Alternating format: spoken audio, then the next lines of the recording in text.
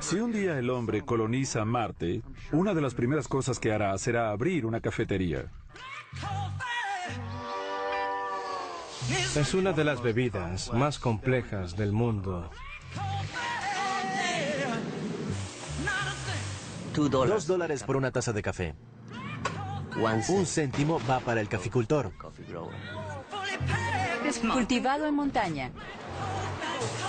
El café es el segundo producto legal más comercializado en el mundo después del petróleo.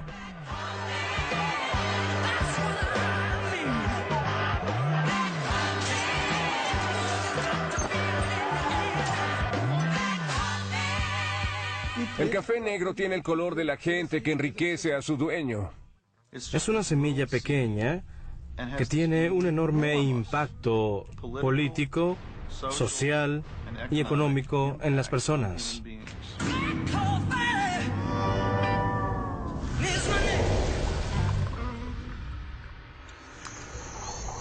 Esta es la historia épica de una bebida nacida en el mismo lugar que nacieron nuestros ancestros más antiguos.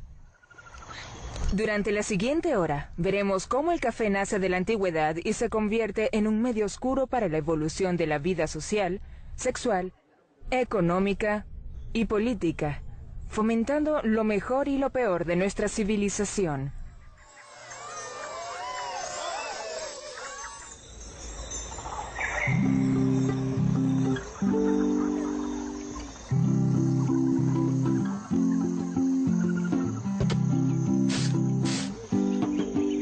Desde las colinas de Etiopía hasta las marinas de Seattle, en el mundo se bebe 500.000 millones de tazas de café al año, la mitad en el desayuno.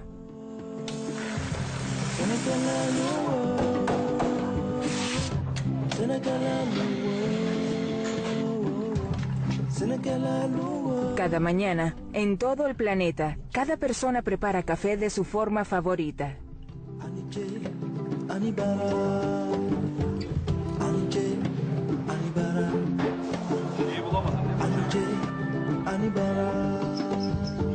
Pocos rituales matutinos son tan placenteros como una buena taza de café. Las conversaciones han tenido café de por medio durante cientos de años. Triple, 2% latte. Es una bebida social y romántica. Es una experiencia teatral. La experiencia del café cambia culturas y vidas donde quiera que vaya. Inicia romances y revoluciones. Todo por esta potente infusión oscura.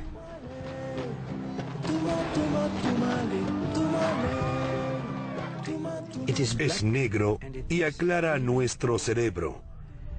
Así que produce luz en la mente. Es algo que pasó por el fuego, así que tiene una atracción algo diabólica. Sí hay magia negra asociada al café. Como una bebida esencial por las mañanas, a través del café se ingiere la mayor cantidad de la droga legal más consumida en el mundo. Si mañana retiraran el café del mercado mundial y no existiera ningún producto similar, la gente enloquecería, se pondría así.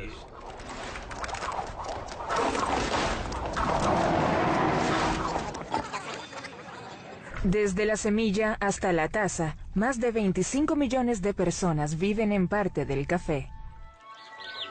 100 millones más dependen del café para sobrevivir.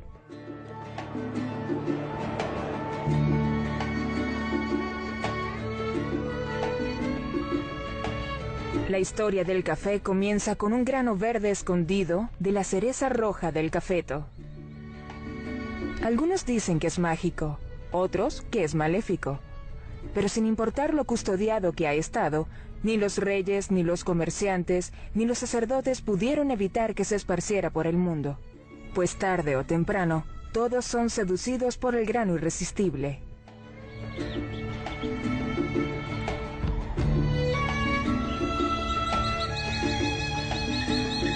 Esta historia comienza hace 1000 años, en las profundidades de un bosque antiguo, en una tierra muchas veces llamada la cuna de la humanidad. Nadie sabe quién o cuándo se descubrió el café, pero sabemos que fue en Etiopía. El café aún crece sin cultivarlo en las montañas de Etiopía. Y hay una leyenda llamada El Cabrero que tiene tanto sentido como cualquier otro mito creacionista.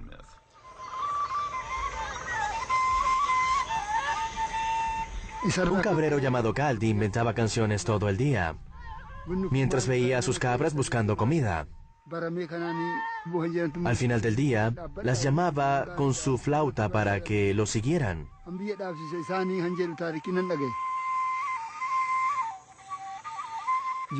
Un día las cabras no volvieron.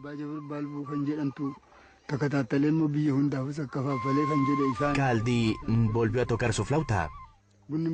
Las cabras no volvían.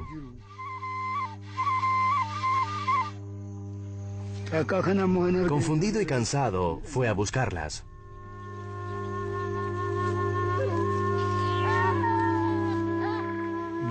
Cuando Caldi las encontró, estaban balando y corriendo emocionadas.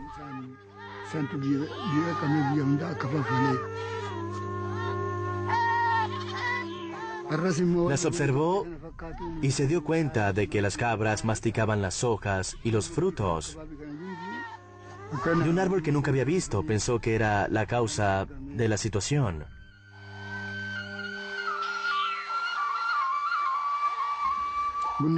Caldi decidió probar los frutos.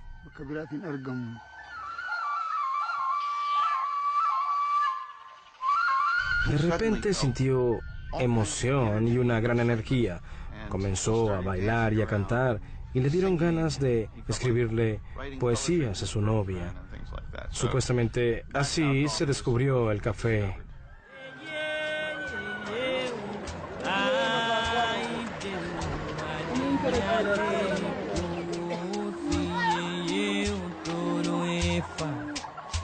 Los etíopes son los primeros en recolectar café en el bosque. Es probable que, como en la leyenda de Caldi, las cerezas del cafeto al principio solo sean masticadas, o que se muelan los granos con grasa para hacer una barra de energía. Tiempo después, los etíopes preparan las hojas en agua hirviendo como un suave té.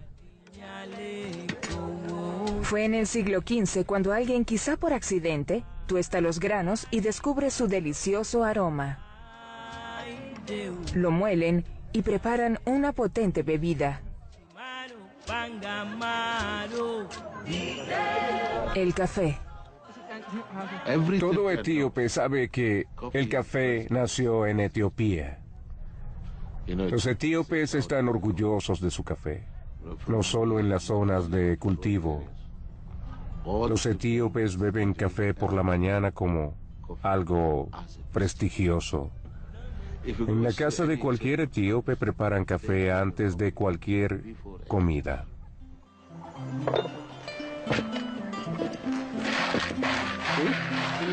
El café es una bebida familiar.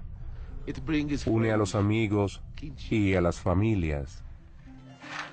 El café es herencia y orgullo de la cultura de Etiopía. La nieta de Haji Mohammad prepara una elaborada y centenaria ceremonia con el café.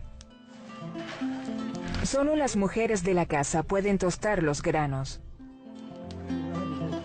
Cuando comienzan a crujir, las coloca en una bandeja de metal para que los espíritus de la fertilidad y la prosperidad los bendiga.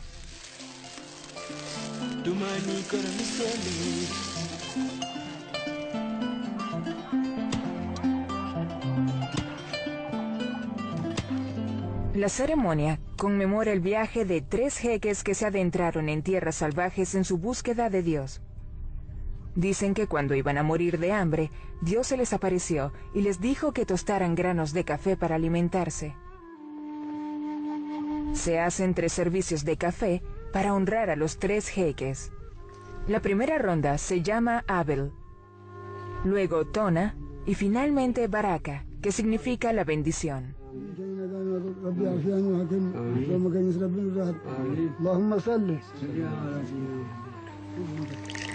La mujer llena las tazas desde arriba para que el aroma se impregne en la habitación. añade azúcar o a veces sal. La infusión es densa y fuerte, aún quedan algunos granos completos.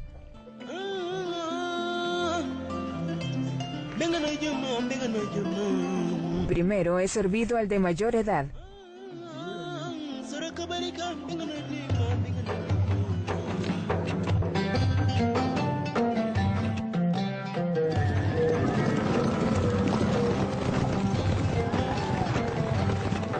Aunque los etíopes antiguos veneran su café silvestre, no pueden ocultar el secreto.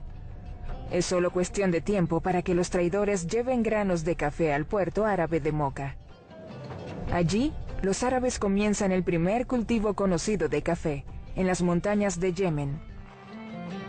Probablemente el nombre del café provenga de Yemen, no de Etiopía. El cultivo de café traspasó el Mar Rojo, así que los árabes lo realizaron en Yemen. En árabe, kawa significa vino. Creían que era un sustituto legal para el vino cuando el vino era ilegal. Creo que café viene de kawa. Algunos dicen que el nombre café viene de un pueblo etíope llamado Kafta. Otros dicen que ocurrió lo contrario. También dicen que café es una palabra antigua que denomina algo que quita el deseo de dormir. La verdad es que nadie sabe de dónde proviene el nombre.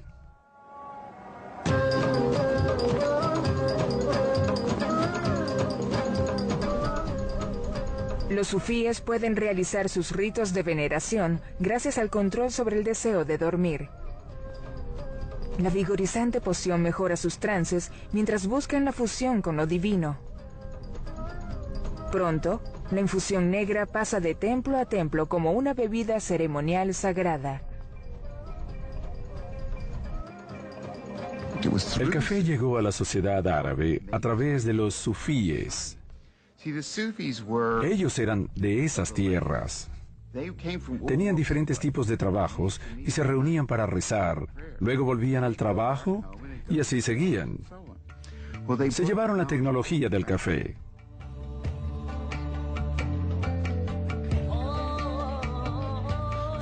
Pronto pasó a la vida seglar. Las personas muy adineradas tenían salones especiales para beber café. Se convirtió en el ritual social durante cada visita. Aparecieron cafeterías para los pobres, quienes comenzaron a frecuentarlas. Se convirtieron en lugares de mucha interacción social. La gente jugaba allí, las prostitutas empezaron a ir. A medida que las cafeterías atraen a los pobres, el café es visto como una bebida que causaba problemas. No había lugares donde conocer gente y entablar conversaciones que reunieran a personas de diferentes estratos sociales. Nunca se había visto algo como las cafeterías. Eran consideradas como centros de vicios, de sedición y de posibles revoluciones, y con razón. La verdad es que sí se habla de política en las cafeterías.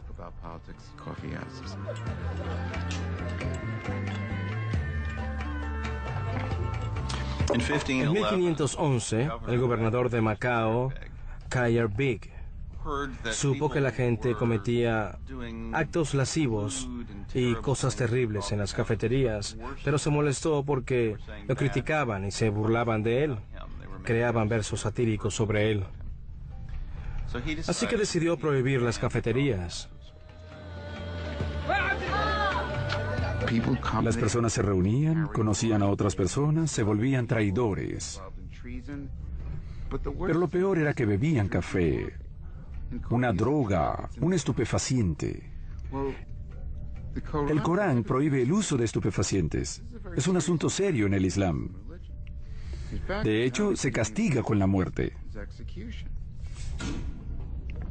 Intentó prohibir las cafeterías. Sin embargo, el sultán de El Cairo, su jefe, que adoraba el café, revirtió la orden. Las disputas entre las clases gobernantes sobre las cafeterías incrementan la popularidad del irresistible grano.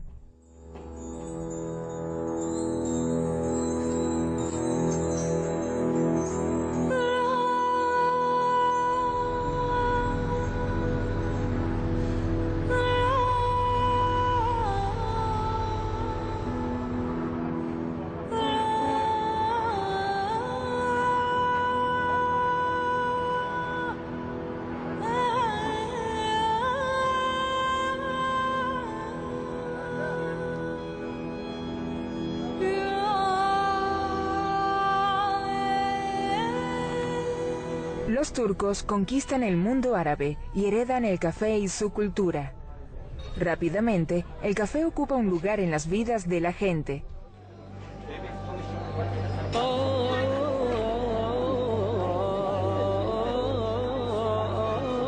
Aunque el café sigue apareciendo en varios rituales caseros, los hombres turcos prefieren las cafeterías públicas. El café es importante en nuestra cultura. Los hombres se reúnen en las cafeterías. La gente venía a hablar entre rezos, pues no se habla sobre cosas mundanas en la mezquita. Los intelectuales, escritores y poetas iban a las cafeterías turcas. Debatían temas de actualidad, cual los presentadores de noticias de hoy en día.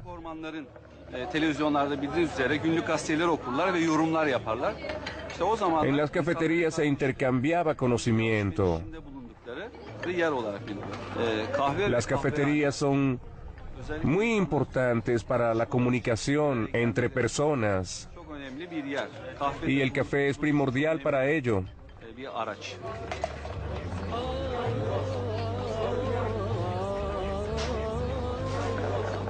Aquí tenemos un dicho: el corazón no quiere café ni cafeterías, el corazón quiere un amigo, el café es solo la excusa. El café siempre ha sido importante para los hombres y las mujeres en Turquía, pero por una marcada separación sexual, las mujeres no pueden entrar en las cafeterías. Las mujeres del harén del sultán beben café en una atmósfera de lánguida sensualidad. Luego, la divina de la corte les lee la taza del café y les dice si están satisfaciendo al sultán y a quién él ama más.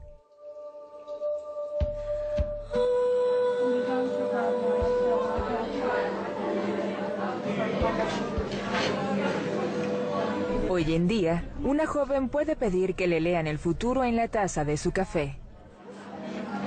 El café y la lectura del café son importantes en nuestra cultura. Los jóvenes les sirven café a las familias que las visitan, como posibles novias o nueras. Si quiere casarse con el hombre, le pone azúcar al café. Si no, le pone sal al café y espera su reacción. Si el pretendiente en verdad quiere casarse con ella,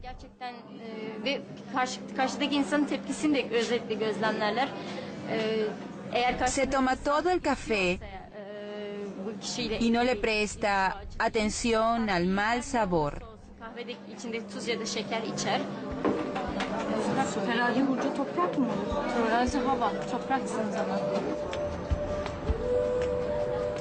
A medida que crece el interés por el café, los turcos protegen más a sus adorados granos. Fue un producto celosamente guardado, sobre todo después de la llegada del Imperio Turco Otomano. Esparcieron el café a lo largo y ancho del imperio, así que no querían que otros lo cultivaran. Era para mantener el monopolio antes de exportar los granos. Los servían para asegurarse de que no fueran fértiles. Se convirtió en un producto preciado y un objeto de contrabando.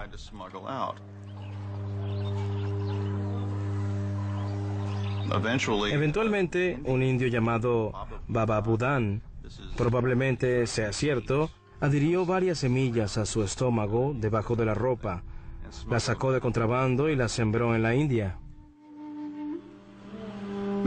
Luego los holandeses adquirieron semillas fértiles y las cultivaron en Ámsterdam.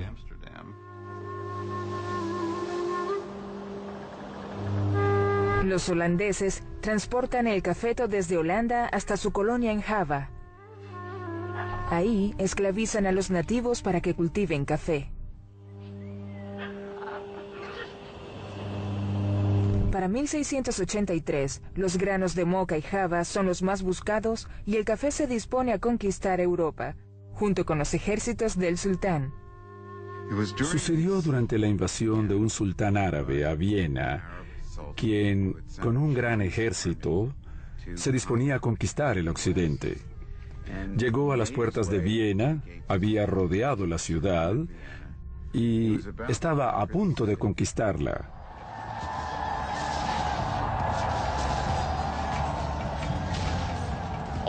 Toda Europa estaba en vilo. Intentaban decidir a quién enviarían a buscar refuerzos. Un polaco llamado Franz Georg Kolczycki había vivido en tierras árabes y hablaba su idioma. Así que se vistió como árabe y pasó por las líneas enemigas. Le pidió ayuda a las tropas francesas, quienes fueron y derrotaron a los árabes. Cuando huyeron, dejaron sus granos de café sin tostar. Nadie sabía qué eran. Creían que eran heces de camello, así que comenzaron a quemarlos. Kolczycki lo olió y dijo, eso es café, no lo quemen. Si no lo quieren, yo me lo llevo. Por haber vivido entre los turcos, Kolczycki conoce las técnicas para tostar y preparar el café. No tarda en abrir la Botella Azul, la primera cafetería de Viena. Como los turcos, le añade azúcar para endulzarlo. En Viena no les gustaba el pozo en el fondo, así que comenzaron a filtrarlo. Tampoco les gustaba el sabor del café solo, así que le agregaron leche.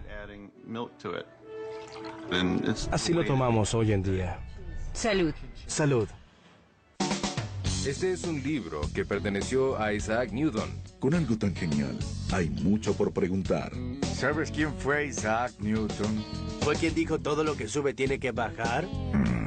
Supongo que esa es una manera de decir. Bueno, ¿qué quieres saber sobre este libro? Quiero saber si es auténtico. ¿Le perteneció a Newton? El precio de la historia. Esta noche a las 9. Por History. En McDonald's todos los días de la semana hay un McTrio diferente por 44 pesos. ¿Y si al final de podar me da más hambre? Si quieres más, hazlo doble. Porque ahora en McDonald's, lo grande puede ser más grande.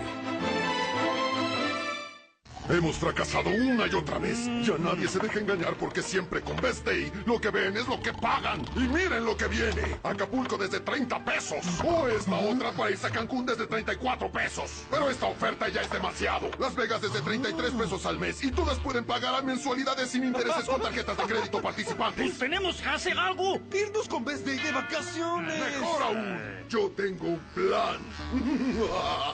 Best Day, la experiencia más confiable en viajes.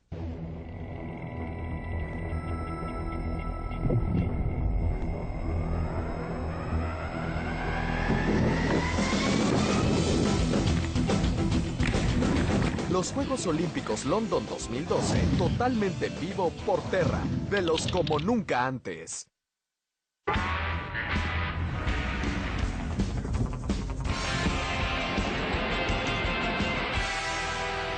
En Cartagena de Indias, ciudad costera y joya del Caribe colombiano, sus visitantes encuentran los más diversos atractivos gracias a su rica cultura e historia. La ciudad amurallada de Cartagena de Indias destaca por su imponente arquitectura y belleza. Rodeada por una gran muralla que sirvió de fortificación, la adornan también balcones, plazoletas, iglesias, casonas, claustros y callejuelas coloniales, conformando un atractivo centro histórico que junto a los lujos modernos ofrece a sus visitantes todas las comodidades de un destino con encanto. Colombia.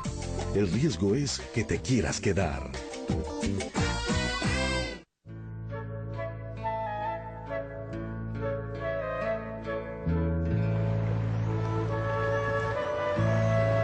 Mientras los vieneses originan la forma moderna de beber café, la perfección de la cultura cafetera ocurre en Italia. Sin embargo, donde quiera que llega, la exótica bebida encuentra resistencia. Por alguna razón, el café llegó a Europa y fue visto de manera negativa. Parecía que se tratara de algo malo que llegaba y que iba a gustarle a todos. Los turcos tomaban café en cafeterías donde no iban las mujeres. También tenían casas de baño prohibidas para las mujeres. Además, en algunos regimientos turcos había homosexuales. Entonces, como el café era la bebida de los turcos, comenzaron a asociarlo con la afeminación. Esa actitud llegó a Venecia.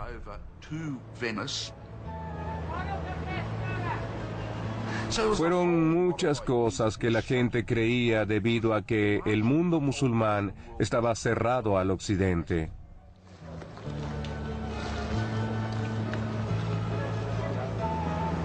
Los sacerdotes italianos consideran a los turcos y a su bebida negra una amenaza contra el cristianismo.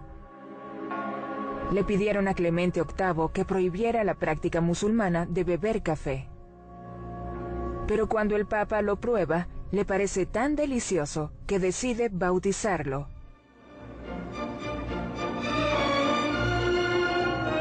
Así, aumenta el contacto con los turcos que comienzan a comerciar con Venecia.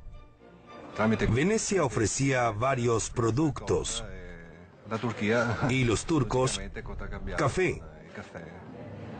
Al principio los venecianos fueron escépticos. Después de la apertura de la Florian en 1720, la primera cafetería de Venecia, los venecianos se acostumbraron poco a poco al café. En los siguientes 30 años se abren más de 200 cafeterías en Venecia. Había cafeterías para los burgueses y para los ricos. La Florian era para los ricos.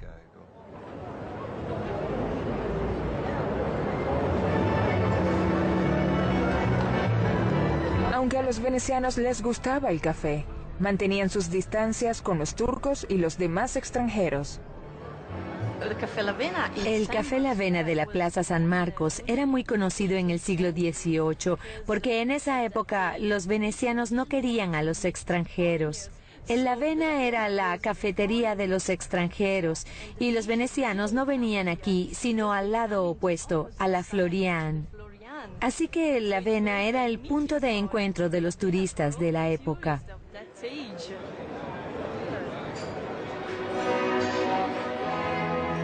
El Café La Avena es conocido como la cafetería de Richard Wagner, pues él solía venir todas las tardes a las 5 con su esposa y sus hijos,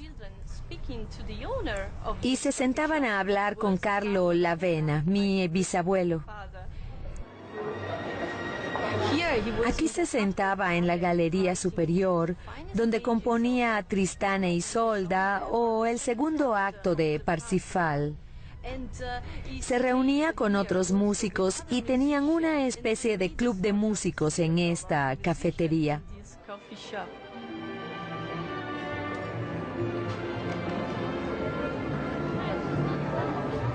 El alemán Richard Wagner compone en La Avena, mientras el italiano Giuseppe Verdi compone en la Florian. A ninguno les pasa por la mente cruzar la plaza para conocer al otro mundo.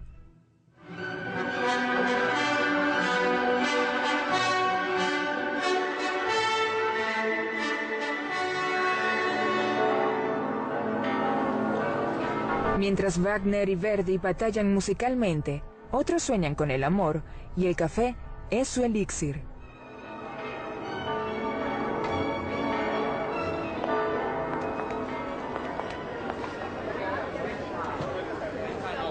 Tanto la Florian como el La Avena son frecuentados por mujeres. Así que el famoso Casanova pasa horas en ambas cafeterías.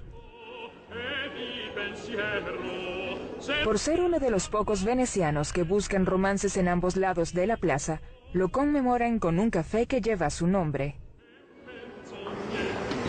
Probarán nuestro café Casanova.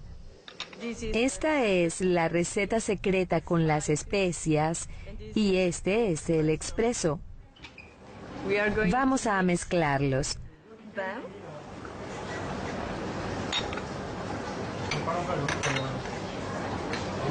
Y lo completamos con crema batida.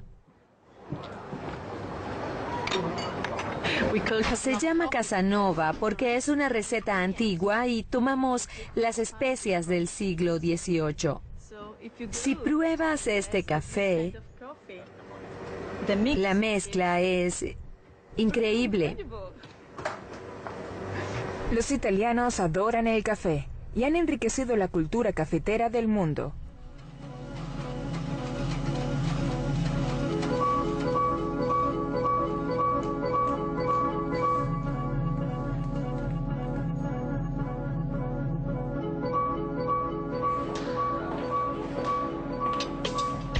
En la cafetería Illy de Trieste, los baristas aprenden el arte de presentar las tazas de café más deliciosas. Su obra maestra es el cappuccino magisterial. Lleva ese nombre por el parecido con el color de la vestimenta de los monjes. Generalmente, al menos los italianos lo beben por la mañana.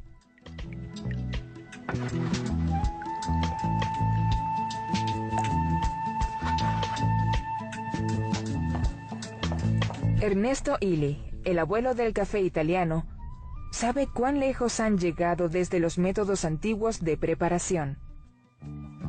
Otros europeos han desarrollado diferentes sistemas de preparación de café, pero para los impacientes italianos demoran demasiado. Los napolitanos son muy impacientes. Uno que tenía un amigo en Milán dijo, ¿puedes darte prisa? No quiero esperar 6 u 8 minutos. Ponle presión. Le puso presión y así nació el expreso.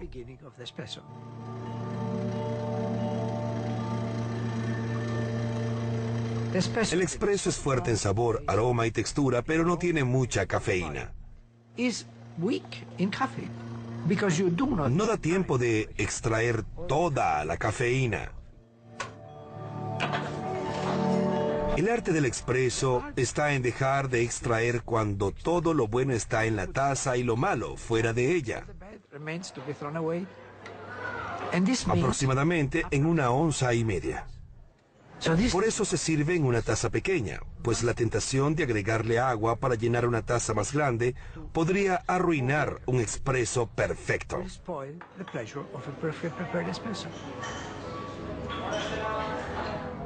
Es contradictorio, es fuerte en sabor y olor, pero bajo en cafeína. Por eso los italianos pueden tomar 10 cafés expresos en Italia y cuando toman 10 tazas de café en Estados Unidos, tiemblan por el exceso de cafeína.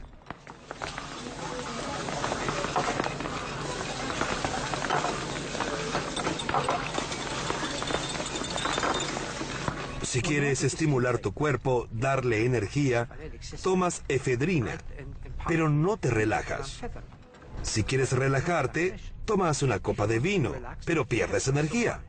Solo el café te da energía y te relaja. Por eso el café es tan mágico. Entiendo que la gente pensara que el café era mágico porque en verdad lo es.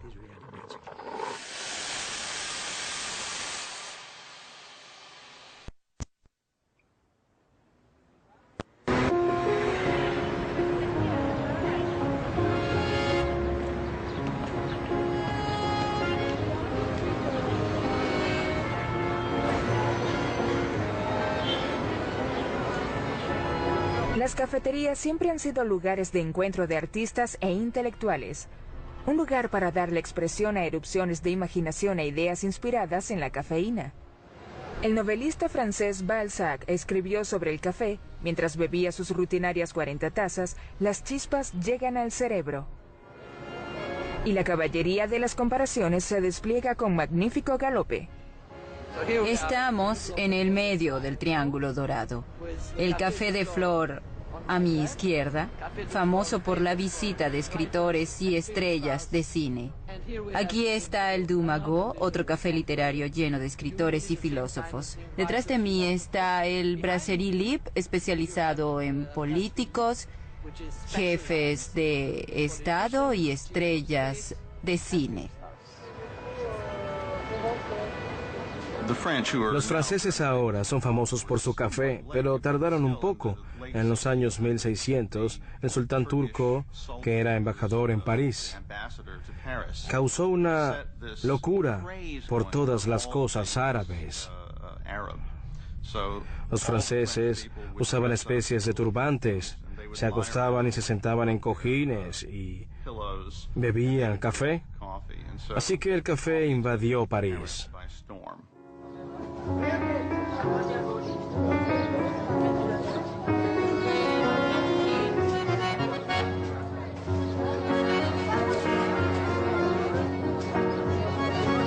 Los franceses están enamorados del café, pero no saben prepararlo. Procopio del Cortel, un italiano, aprovecha esta oportunidad. En 1686 inaugura el café Le Procop y le presenta el café francés a los franceses. Las primeras en seguir la nueva moda son las mujeres. Venían porque podían elegir entre el té, el café, el chocolate y la repostería. Sobre todo un producto importado de Turquía, los primeros croissants. ¿Por qué croissant? Por el cuarto creciente de los turcos vencidos en Viena. Por otro lado, el café era considerado un afrodisíaco para los hombres. No es cierto, pero no importa. El café es una bebida de mujeres, así que, lógicamente, las mujeres lo preferían antes que el vino, que tenía la reputación de reducir la capacidad sexual del hombre. Los cafés eran frecuentados por mujeres aristócratas y por personas que querían conocer el lugar de moda. Incluso los hombres, pues allí había muchas mujeres hermosas. Así nació la sociedad del café. ¿Y por qué se asentó en Francia? Porque en París y el resto de Francia a la gente le gustaba conversar.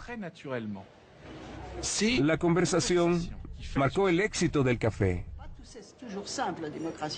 La conversación no distingue entre clases, no distingue entre sexos, razas ni religiones.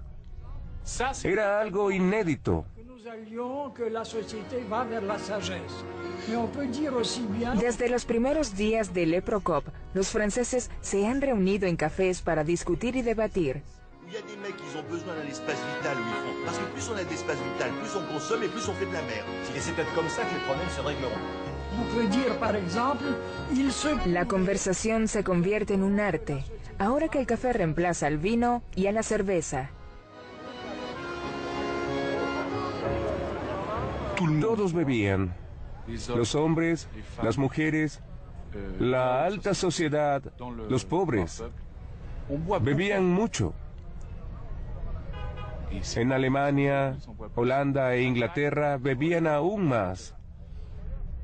En Francia, bajo el mandato de Luis XIV y Luis XV, en los siglos XVII y XVIII, un hombre bebía un promedio de 7 u 8 litros de vino al día, además de 1,5 litros de alcohol puro. Trabajaban entre 14 y 15 horas diarias. Incluso los niños bebían. En Europa la población fue alcohólica durante décadas. De repente el café permitió que aparecieran lugares donde la gente podía comunicarse y beber sin alcohol. Los europeos están sobrios y alertas y pueden apreciar su entorno. Alrededor de las mesas de mármol de sus cafés, los franceses discuten los acontecimientos diarios y consideran qué pueden hacer al respecto. Una vez más, el café estimula la fermentación social. Las cafeterías fueron muy importantes. Los dueños dejaban periódicos en las mesas, así que se convirtieron en lugares de importantes discusiones políticas. Era importante tener la cabeza despejada. La embriaguez no era buena para los planes de guerra o para los planes políticos. Muchos movimientos revolucionarios nacieron en cafés, es cierto. Por ejemplo, Marat, Robespierre, Danton y todas esas personas fueron decapitadas, pero cuando tenían sus cabezas allí podían hablar y planificar de verdad. Después de la toma de la Bastilla, Camille Desmoulins se reunió con sus seguidores en el Café de Foix, donde hizo su famosa declaración. Tomó una hoja de un árbol del Palacio Real y dijo: usemos la escarapela en el sombrero para reconocernos. Así, el Café de Foix se convirtió en el café de los revolucionarios.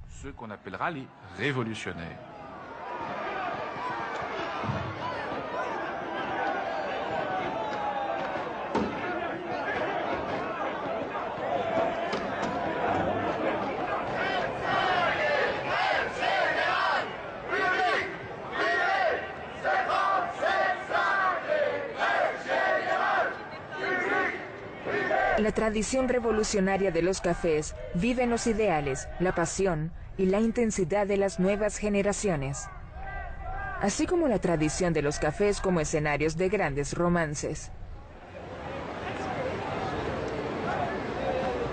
Cuando era estudiante, entraba y salía de inmediato porque no podía pagar una taza de café aquí porque éramos pobres. Pero sí llegué a ver a Sartre y a Beauvoir en mesas separadas y quedé impresionada. Era estudiante. Claro que iba a los cafés, pues todos lo hacían.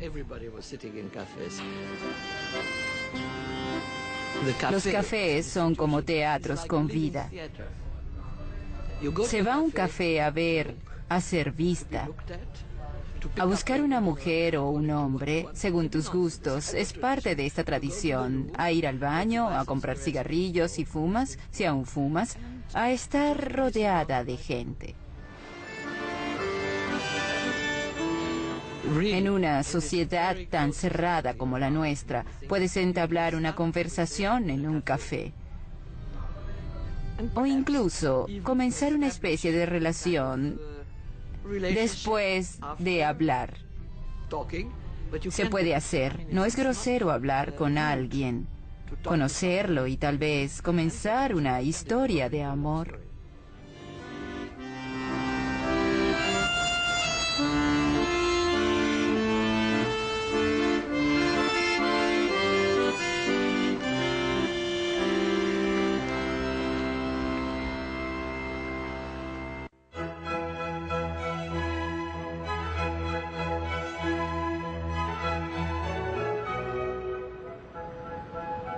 Aunque muchos alegan haber abierto la primera cafetería de Europa, el honor es de un inmigrante judío del Líbano por abrir The Angel, increíblemente en Inglaterra. En ningún otro lugar las cafeterías tienen el efecto de un líquido que baña el país. Fueron los ingleses, por raro que parezca, pues los consideramos bebedores de té. Pero se convirtieron en los grandes bebedores de café. Para 1700 había 2000 cafeterías en Londres. Cada cafetería tenía su especialidad. Los escritores iban a una, los banqueros a otra y los marineros a otra más. Había un ambiente intelectual. Las llamaban universidades de a penique, porque por un penique podías tomar un café y entablar conversaciones fantásticas. Claro que había curiosidad y la gente iba a esos establecimientos. Querían alejarse de los bares porque podían entrar a una cafetería y sin alcohol promover sus negocios. Así las cafeterías se convirtieron en el eje de la vida comercial de Londres.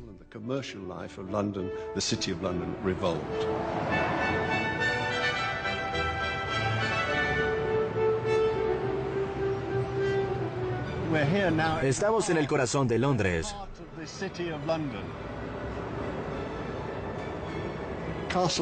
No mide más de 1,2 metros de ancho.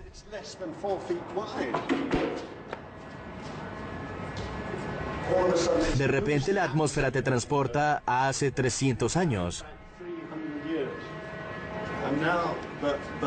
Aquí está lo más sagrado, la esquina del Jamaica Coffee House, donde Pascal Rosset abrió su primera cafetería en Londres en 1652.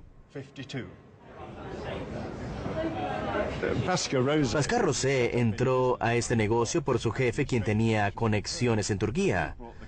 Traía el café y lo preparaba en su casa. Recibía a muchos invitados. A todos les encantaba el aroma de los granos de café tostados. Así que le dijo a su sirviente que debería abrir un local en la ciudad. Aquí lo hizo.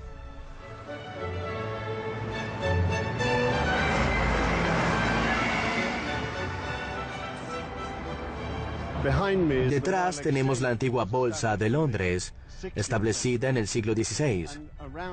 Cuando abrieron las cafeterías en 1652, los comerciantes encontraron a dónde ir para alejarse del trabajo.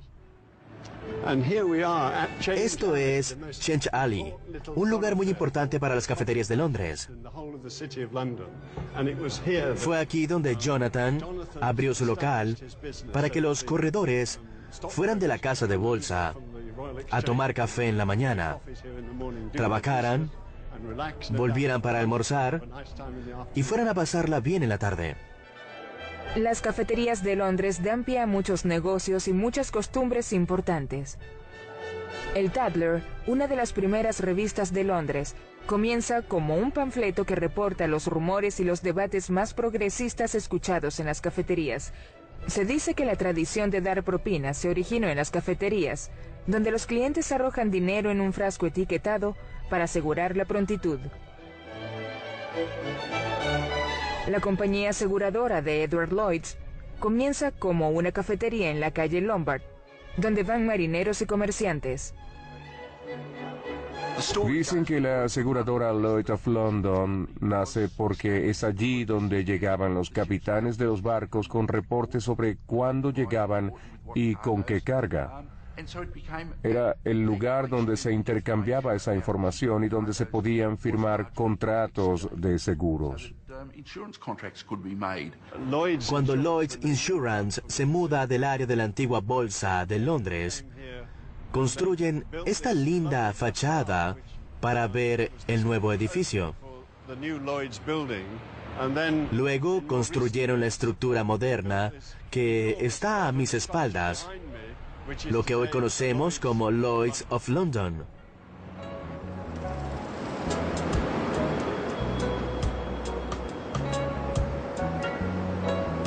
El mundo social y comercial londinense siempre ha pertenecido a los hombres. Antes, las mujeres no podían entrar a las cafeterías a menos que trabajaran ahí.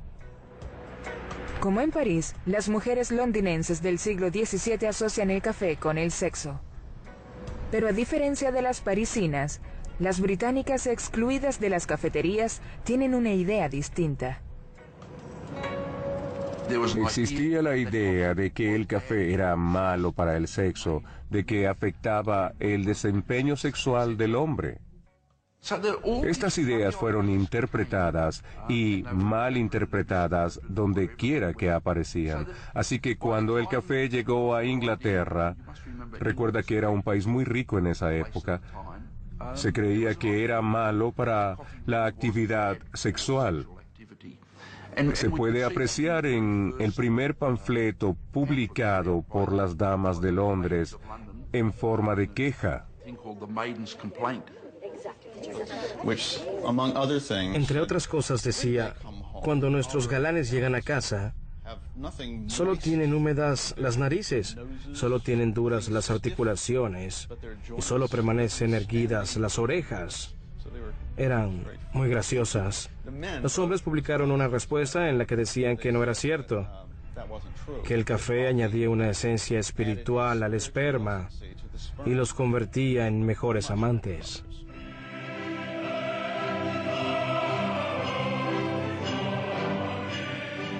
La verdad era que las cafeterías estaban llenas de prostitutas.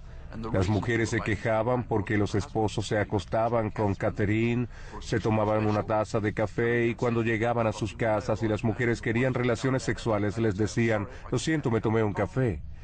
Eso fue lo que pasó, pero la historia pasó de manera folclórica, de madres que les contaban a sus hijas los supuestos efectos del café. Las mujeres no tuvieron cabida en las cafeterías, así que se convirtieron en clubes exclusivamente para hombres. Había salas de té públicas en los años 1700, donde las mujeres y los niños podían ir, así que el té se impuso sobre el café por muchas razones. Existía un gusto por el té, y la gente hablaba sobre las últimas modas de la bebida. El té no solo es más sociable y democrático, sino más económico y fácil de preparar. Y los británicos, no muy conocidos por sus dotes culinarios, nunca aprendieron a preparar un buen café. El café era mucho más difícil de preparar. Había que tostarlo, luego molerlo y finalmente prepararlo. Preparar el café no es fácil. Pero los propietarios de las cafeterías pensaron, un momento, la hoja de té no se tuesta, está lista. Solo se agrega agua y se obtiene una bebida maravillosa. De repente, el té se popularizó. A las mujeres les gustaba. Había un ritual de presentación del té de la tarde. El encanto, la cortesía y la cultura del té era una experiencia muy agradable. Era un momento del día en que las mujeres podían hablar con sus hijos. Era algo familiar. Las importaciones de té aumentaron y el té representó una ganancia. La empresa British East India tenía el monopolio del té chino y querían venderlo. Al final del siglo XVIII, en Inglaterra se bebía principalmente té. Así, el té se estableció definitivamente y nos olvidamos del café.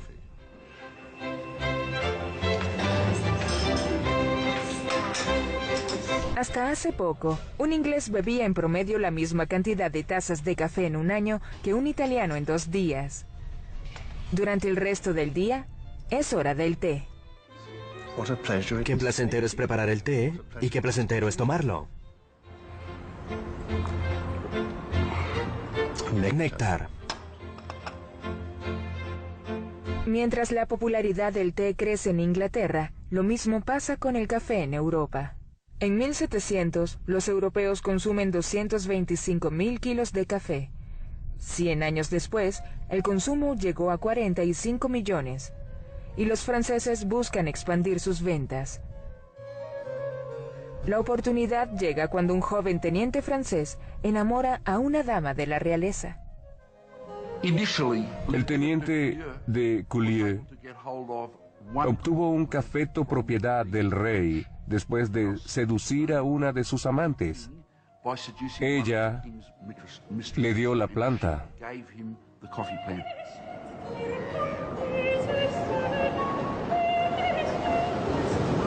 Gabriel Mathieu de Coulieu lleva un cafeto a través del Atlántico. La cuidó con cariño. Comparte la mitad de su ración de agua con la planta durante una sequía y la protege de los pasajeros envidiosos y otras amenazas. Un holandés le arrancó una hoja a la planta porque no quería que un francés fuera quien la llevara. Unos piratas atacaron el barco, así que tuvo que protegerla de ellos. También hubo una tormenta. Pero logra llevar el cafeto y plantarlo en Martinica. Sobrevive, y la mayoría del café cultivado en Latinoamérica proviene de esa planta.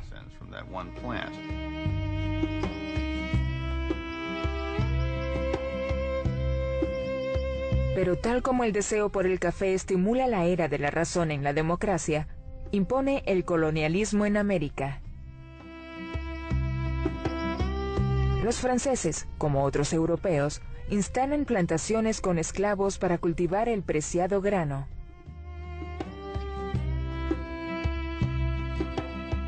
Después de la llegada del cafeto de Culier a Martinica, el café se esparció, sobre todo en las colonias francesas, entre ellas la isla San Domingo, hoy en día Haití. Para 1790 la mitad del café del mundo se cultivaba en esa isla. Es impresionante. Pero los 100 esclavos llevados desde África.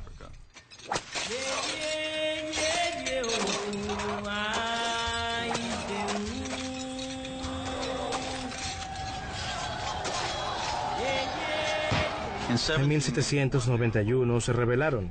Lo primero que hicieron fue destruir las plantaciones de azúcar y café. Como resultado, Haití ha sido el país más pobre del hemisferio occidental. La lucha de los esclavos dura 12 años. En un intento inútil de recuperar Haití, Napoleón despliega sus tropas, pero no tienen éxito. Es la revuelta de esclavos más exitosa de la historia. Cuando Napoleón se entera de lo sucedido, exclama furioso: «Malditas colonias, maldito café». Es irónico que la razón por la que los esclavos se rebelaron en 1791 fuera que 2 años antes hubiera comenzado la Revolución Francesa. La Revolución Francesa, en gran medida, fue planificada en cafeterías, y el café fue una de las razones de la revuelta. El café estaba revolucionando Europa, pero al mismo tiempo, los esclavos se rebelaron por cómo los obligaban a cultivarlo.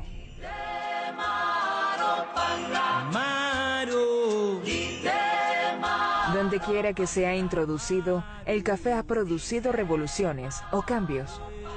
El café, una fuente de placer en Europa, causará mucho dolor en África. ¿De dónde viene? Y en las colonias, ¿a dónde va?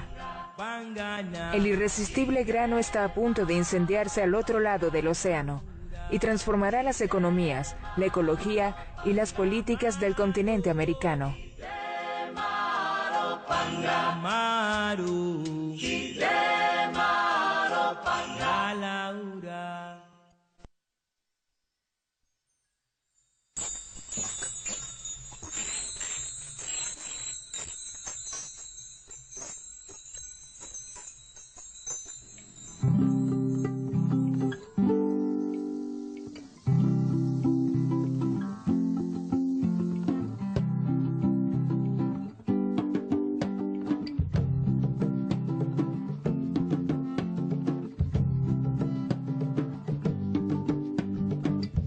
Senekala luwo, Senekala luwo, Senekala luwo, Senekala luwo. Aniche, anibara, Aniche, anibara, Aniche, anibara, Aniche, anibara.